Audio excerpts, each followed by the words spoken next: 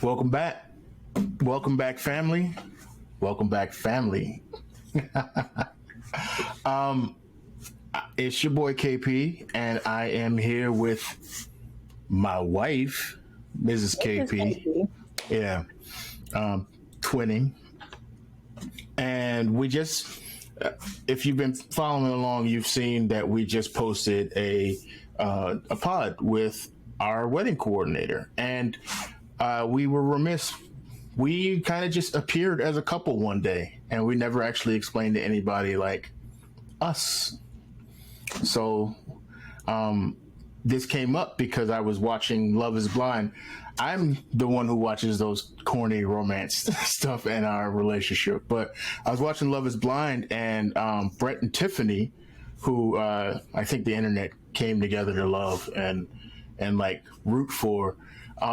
They got spoilers if you haven't seen the end of Love Is Blind. It's been out for a couple days now, but Brett and Tiffany, to no one's surprise, got married, and it had me thinking about how fast things happened on that show.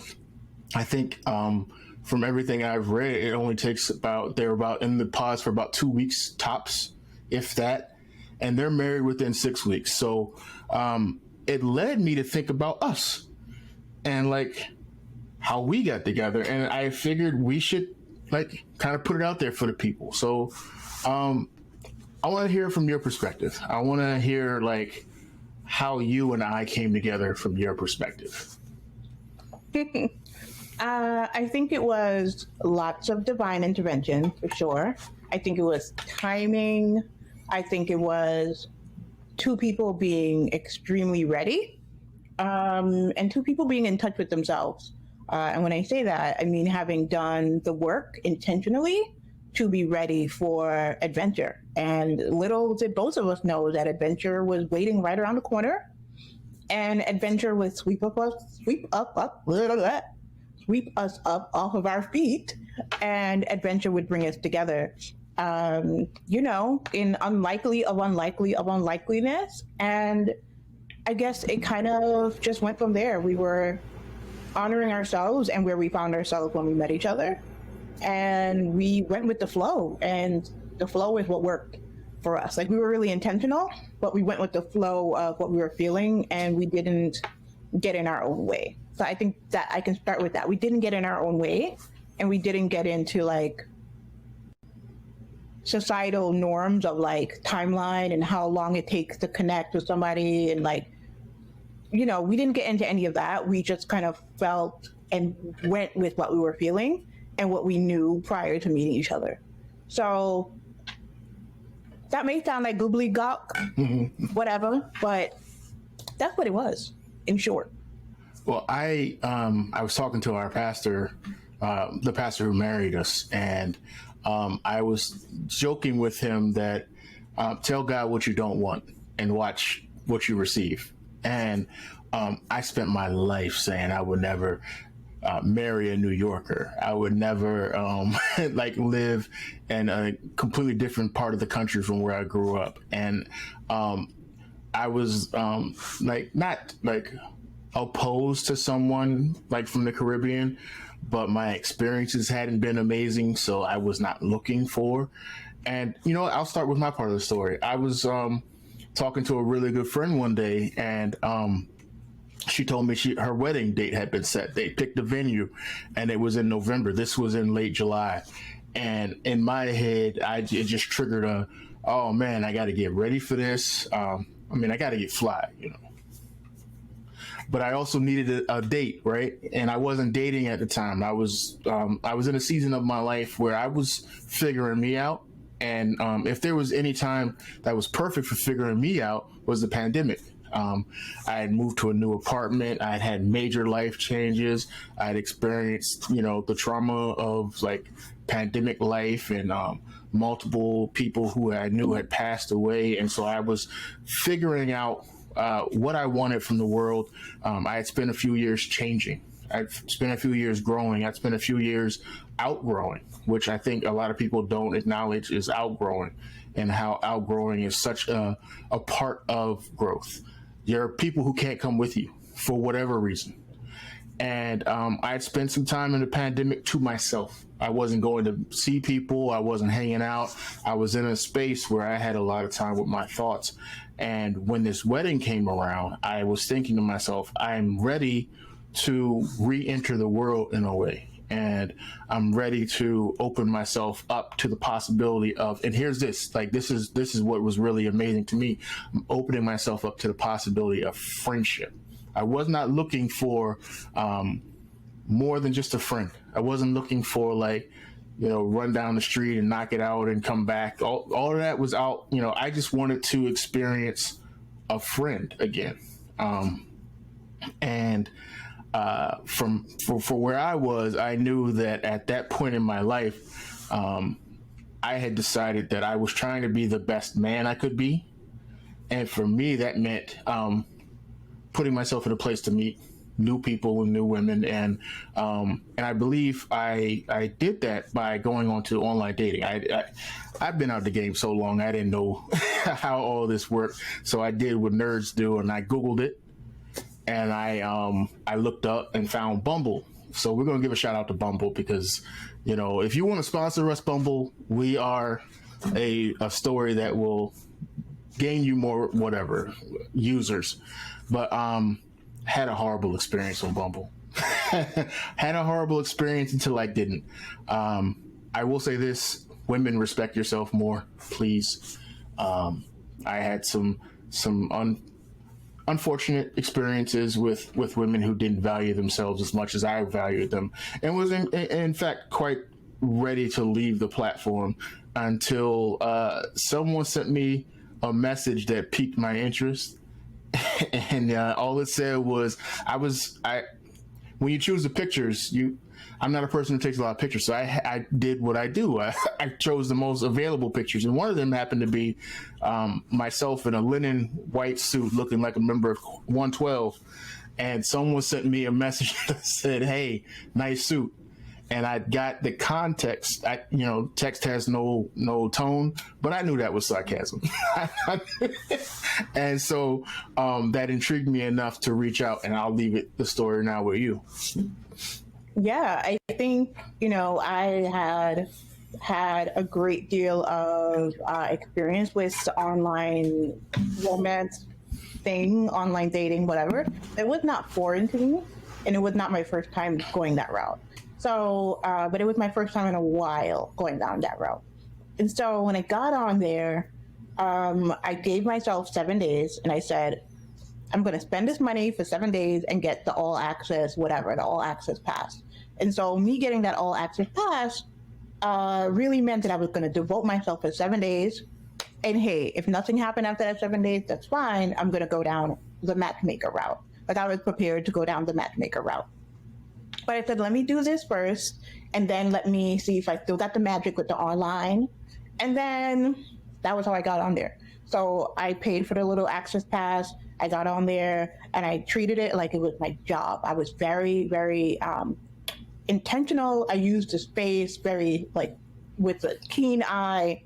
I honestly said I was going to write my profile in a way like I had never written it before. It's going to be more of myself in the profile. And actually seen your profile, I think once or twice before I whatever the swiping mechanism is that they use. And I was like, he seems really nice, but I'm scared, blah, blah, blah. So I then decided to be brave one day and bold. And I said, okay, let me go ahead and do this. So I swiped, whatever. And then I said, nice suit. Because, in fact, I did think that, who's this tall man with these locks and, wearing this white suit? I was just, immediately I was taken with that. And I was like, nice suit.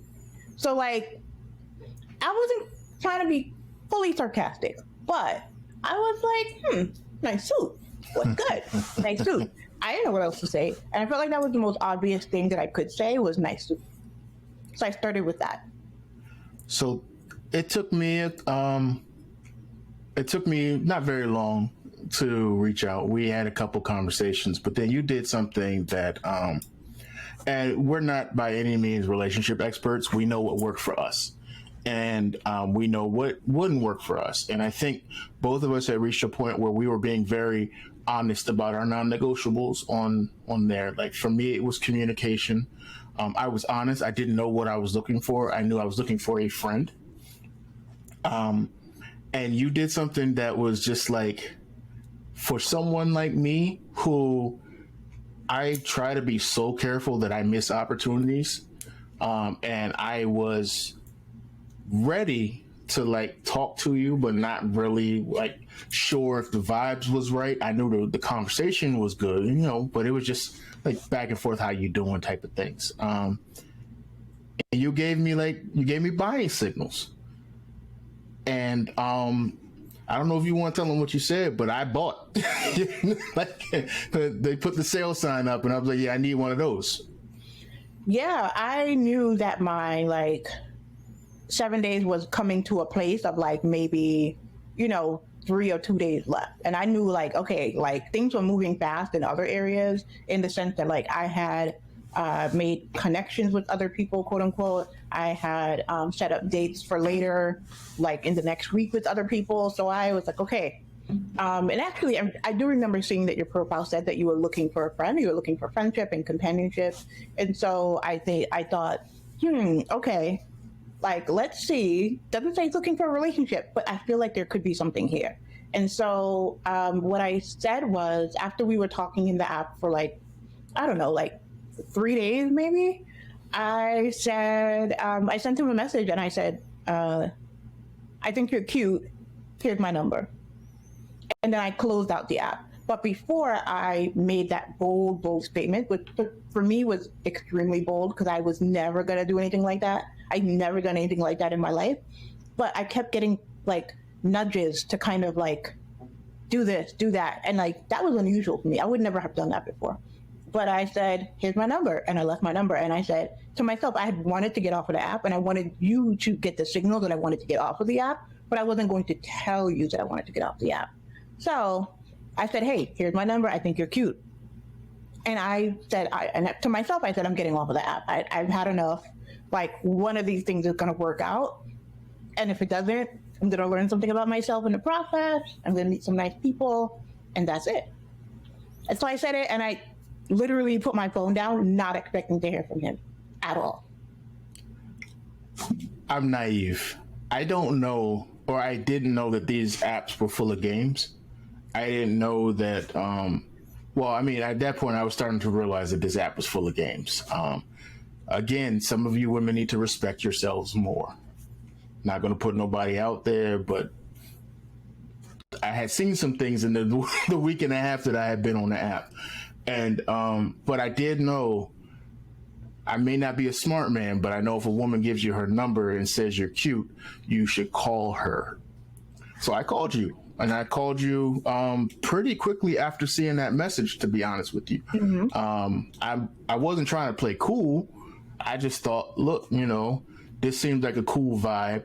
Seems like someone who could be a really good friend at a time when I was looking for a friend. Not to say I was out of friends, not to say I was whatever, but in my period of growth, I realized that one thing we don't really like talk about or acknowledge is that you have friends for different reasons. Like, you got a friend that's just your friend to go to like the movies with, or your friend to like complain about work with.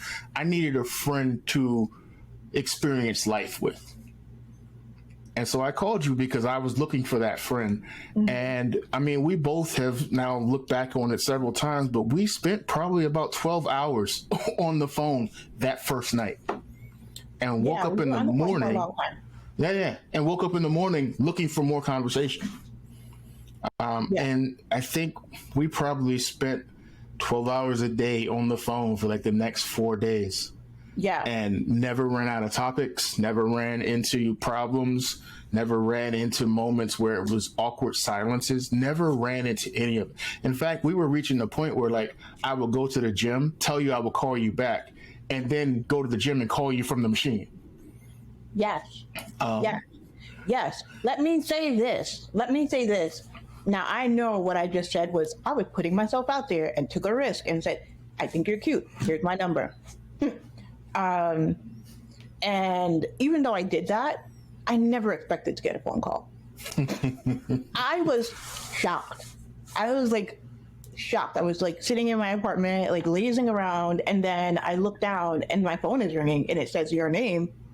And I'm like, oh my gosh, is he calling me? And I kind of sat up straight and I said, oh, answer. And I told myself, answer. And then I answered and I was like, hello? And then you say who you were. And I was like, hey, it's me. I didn't expect you to call me at all. Maybe I'm just like I said, maybe I was naive about the whole thing.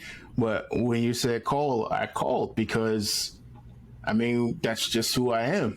Like, we was already talking. I just assumed that you wanted to continue the conversation.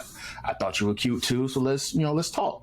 And it was then that I started to realize, like, after, I don't know, 72 hours of talking in 4 days, that I had already moved past this is my friend into, man, she's like one in a million. And I think here's a fun fact, and it's not bragging.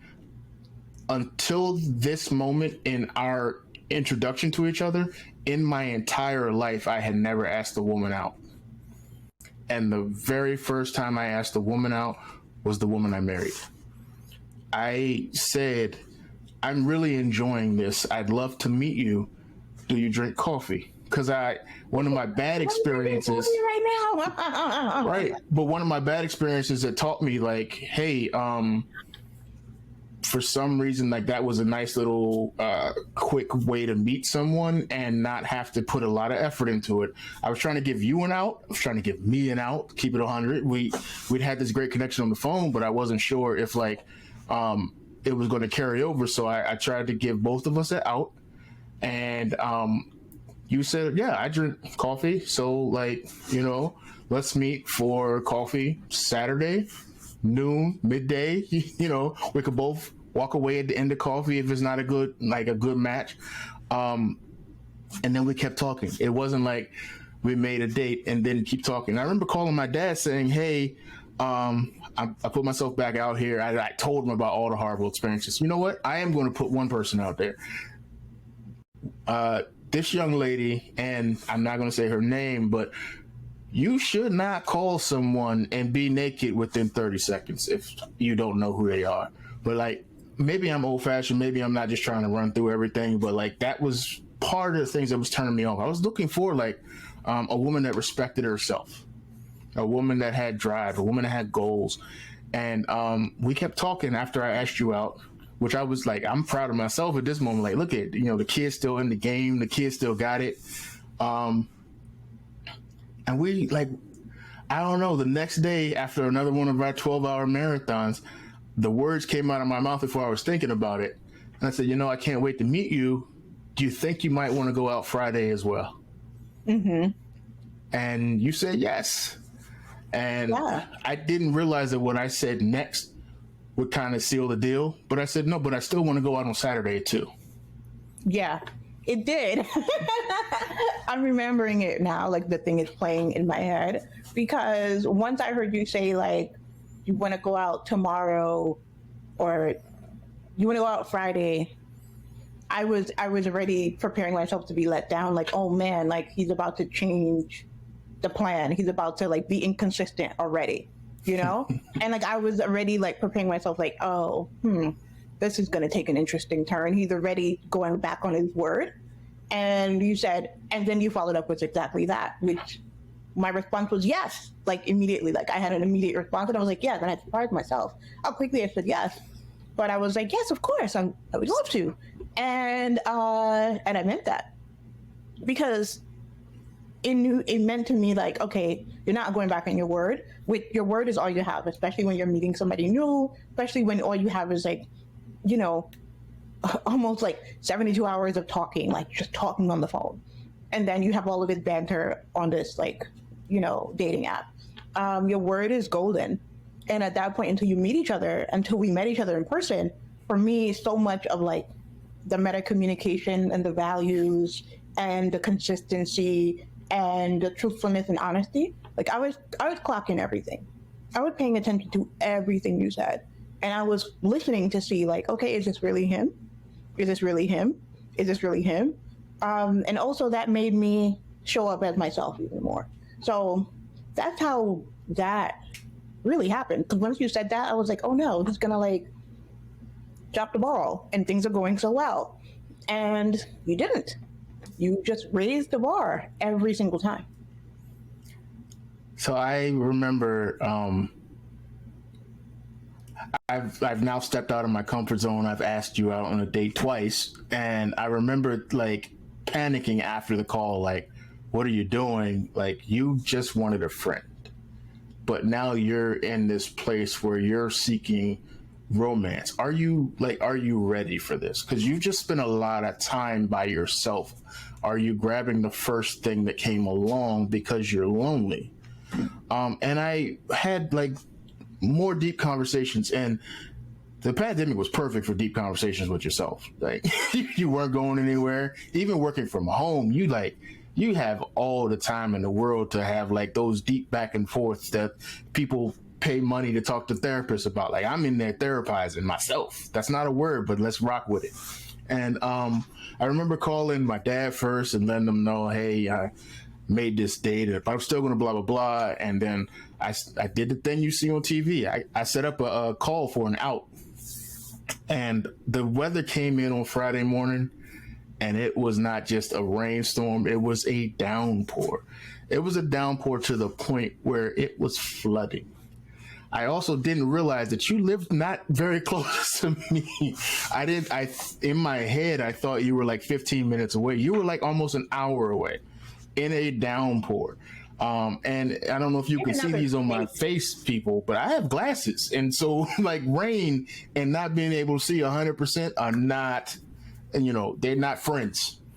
But something told me that I would be missing out if I didn't go. And I gave you so many outs, like so many chances to get out of it. I didn't know that they were outs. I wasn't reading them as outs. I just thought you were being super communicative.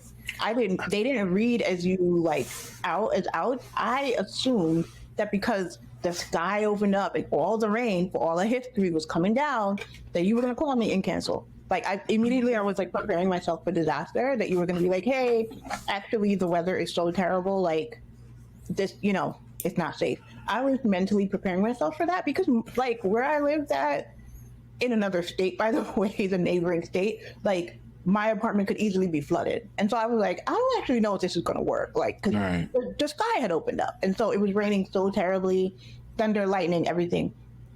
And one thing I've never thought about was that we talked all day that day too. Yeah, we did. We still had our marathon conversations. We did. We talked all day on and off and everything, like with both of us being at work and everything. And I thought, okay, there's no way he can make this because the weather is what it is. And I have to give, not take it personal. It's the weather, you can't control the weather. And so when you called and I was like, oh man, I was really looking forward to going out. In my head, I was like, I was really looking forward to going out. Like I wanted to get dressed up, da da da da. And then you're like, okay, so I'm going to be there. I'm going to pick you up at this time. And I was like, oh, okay, great. Then I'll see you.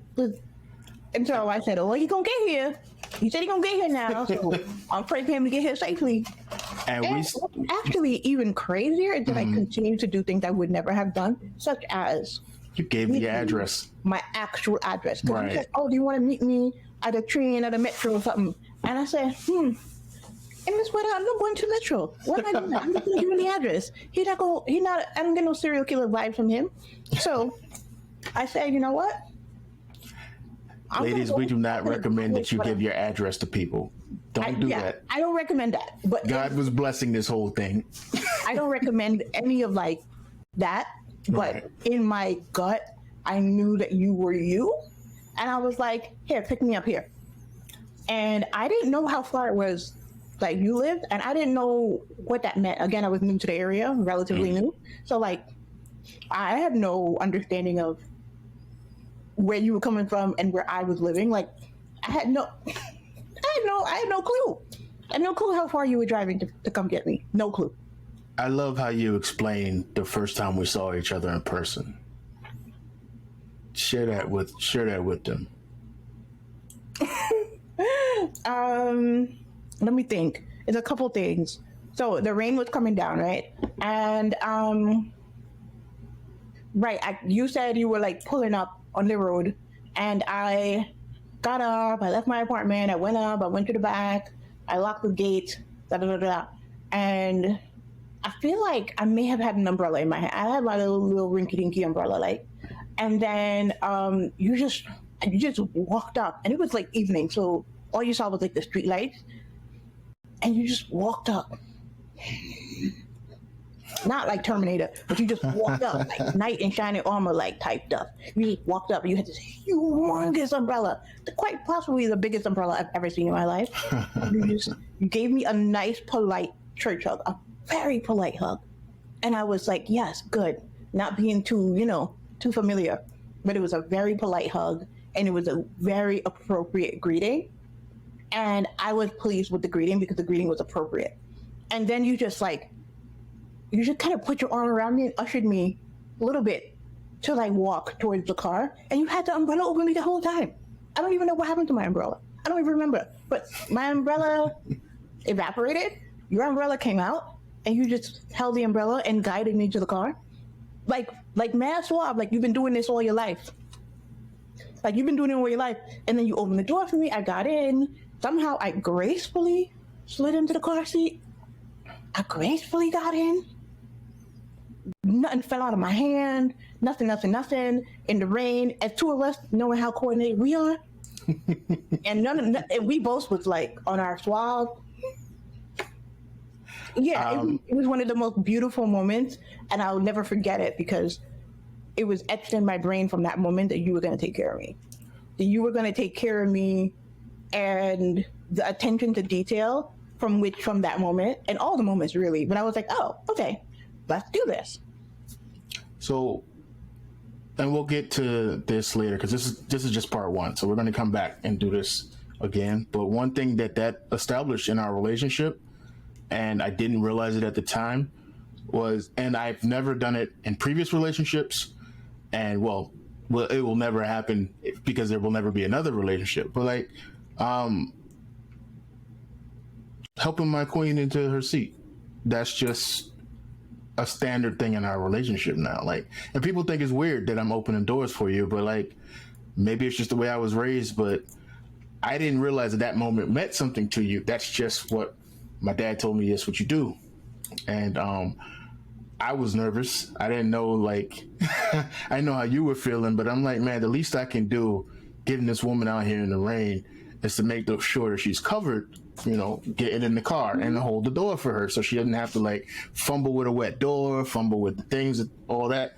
Come on and hop in my car. You're already like giving me, access to your presence, telling me where you are. You don't know who I am. I could be outside your window the next night. You could be Jack the Ripper.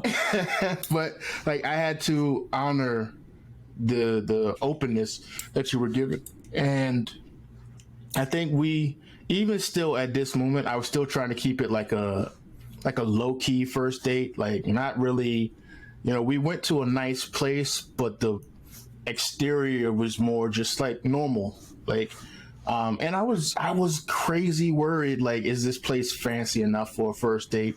We went to, and we'll shout them out. We went to Metro 29, which is on Diners, Drive-Ins, and Dives. Look it up. I'm not telling you the address. But what really impressed me along the way is we still had the normal conversation we would have on the phone.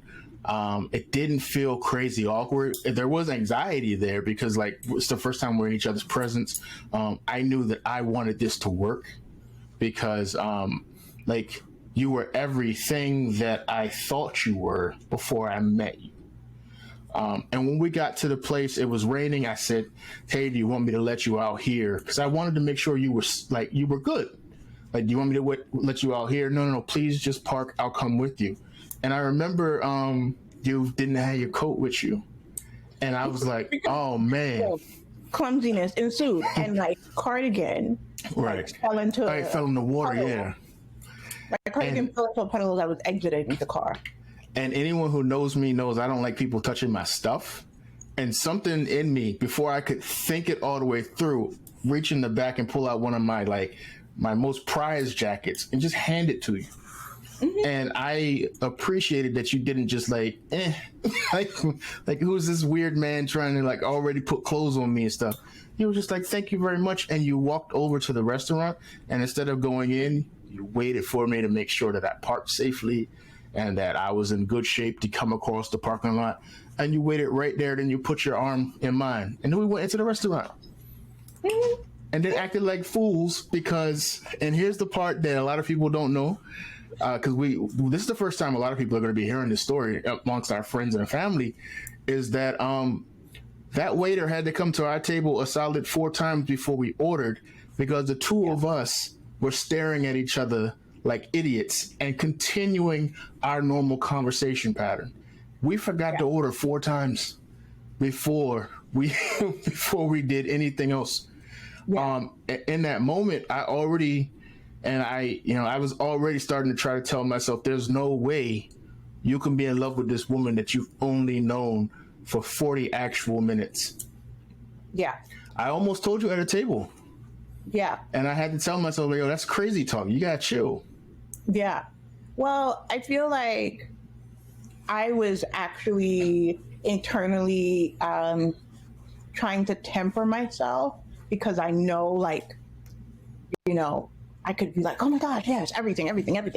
And so I was trying to temper myself, but also I wanted to allow myself to feel what I was really feeling in a real way and not try to reason or be so reasonable that I would talk myself out of being in the moment. And so I also know 100,000% that God was nudging me every single way. There was God in everything here. So just with the cue, if you don't believe in God, that's okay for you. But for me and mine over here, what we do, we know how we got together. Right. God, Jesus, all the things. So it was sprinkled throughout, and that's another story for another day. But there were God moments, like in everything, like. So yeah, I wasn't. I like knowing what I know now and knowing how you know me now, and like even my cardigan just falling out of my lap and like falling into a puddle on the floor. I mean, that would have sent me into a tizzy today. Like, right. I don't like touching wet things. Like, it gives me the ick. And somehow I was like, cool as a cucumber. I can get over it. It's just wet. I'm going to put it there. It's going to dry. I'm going to forget about it. I was outside of myself. Keep it a buck. We had the most neurodivergent first date romantic comedy movie ever. Ever. And, I think that, like, you started talking about Brett and Tiffany from Love Is Blind. Granted, I have not seen this season. I have purposely stayed away from watching this thing because, I've already seen enough happen, like, in the show in the past, and I don't really want to watch it anymore. But the daggone TikTokers will not let my For You be For You. It's literally inundated with, like, Brett and Tiffany. And then, of course, Kai's watching. So KP, I'm sorry, she's watching. The name out there. So yeah, I'm sorry, babe. So my husband's watching, and he's telling me, like, there's this couple, blah, blah, blah, and he's whispering about it. And now, like, I pieced together a little bit of their story. And you were saying that for you, it reminded you of so much of our first comings together. And of course, these people are set up there in a pod. They don't see each other. They're just talking. And that talking is like, a full-time job, like hours and hours and hours of collecting data and making sense of it and going with the internal. I mean, hey, look, it's the thing. It works for a reason. And I like to think that if we were in the pod, we would have ended up exactly where we are. Yeah, it really makes me think because before meeting you, I thought all of that stuff was nonsense. Like, there's no possible way you could.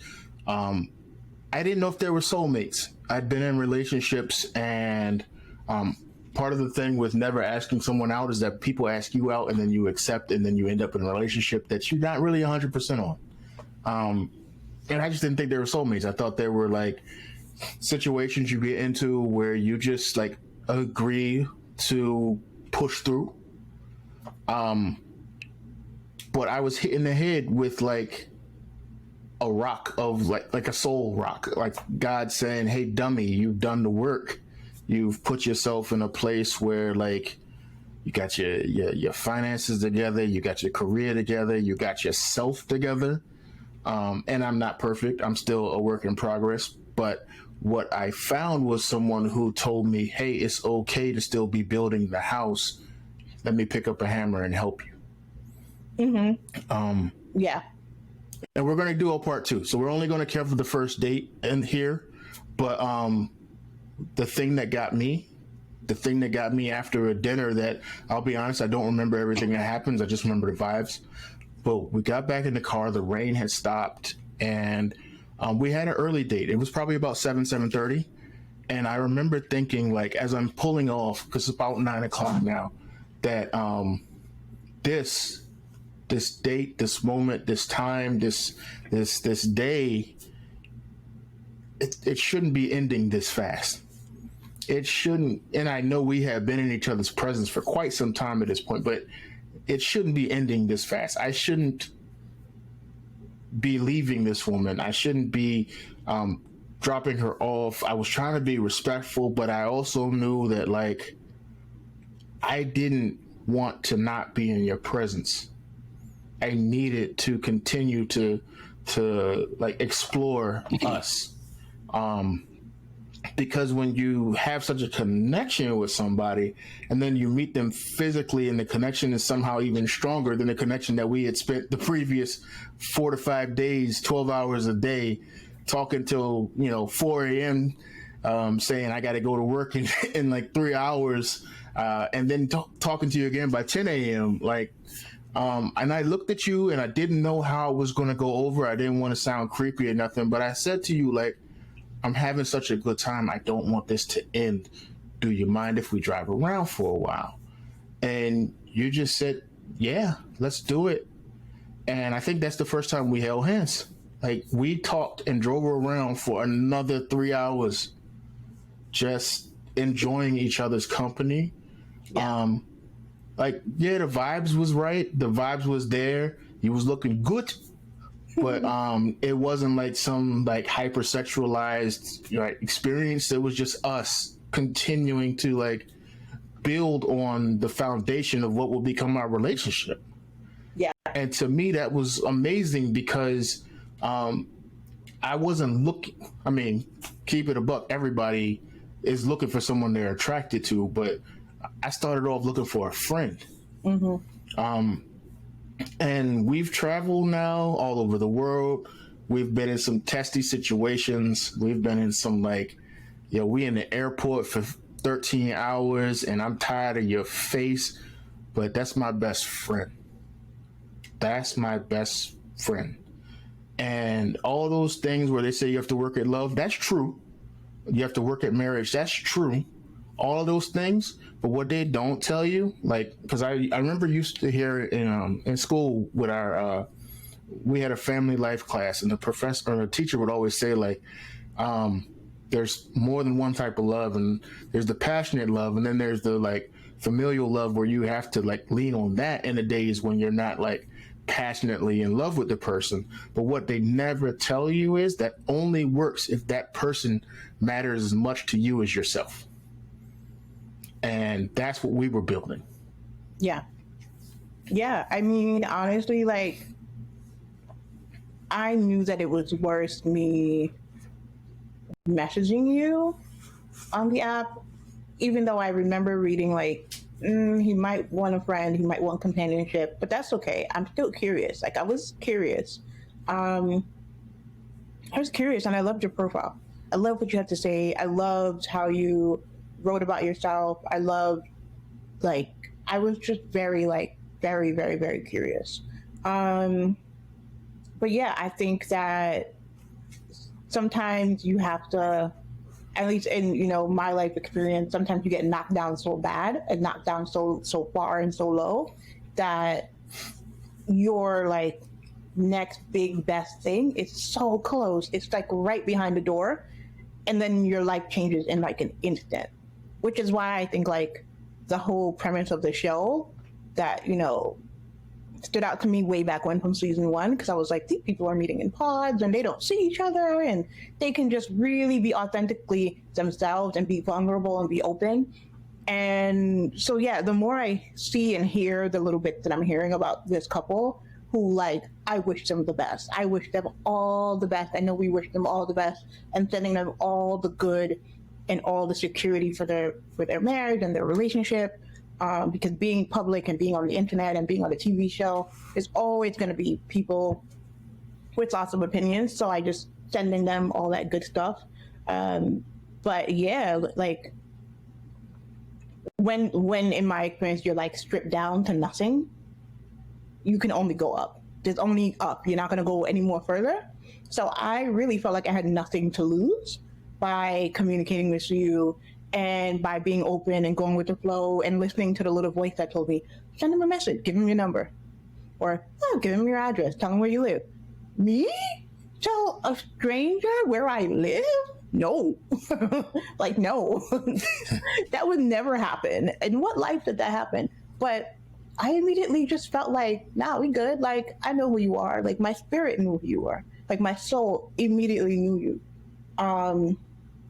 So I want to stop you there because we're gonna give them a part two, and I don't want to give them too much, but I want to leave them with this.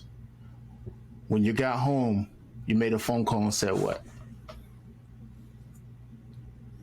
You mean to my homegirl? Oh, I said I met my husband. There it is. That's your tagline. You have to come back for part two. All right. Course. You get part two in like, what do you say, 2 weeks? We'll give them part two when we're ready to drop it upon them. We're gonna drop it upon yeah. Yeah, and we'll keep talking about the show. Or let me redact that, not the show, because I don't want to be engaged in all that foolery. But the people, these two people. Yeah. Shout out to Brett and Tiffany. We're rooting for you. Rooting for you. All right. Until next time, people. Part two coming soon. Part two. 1.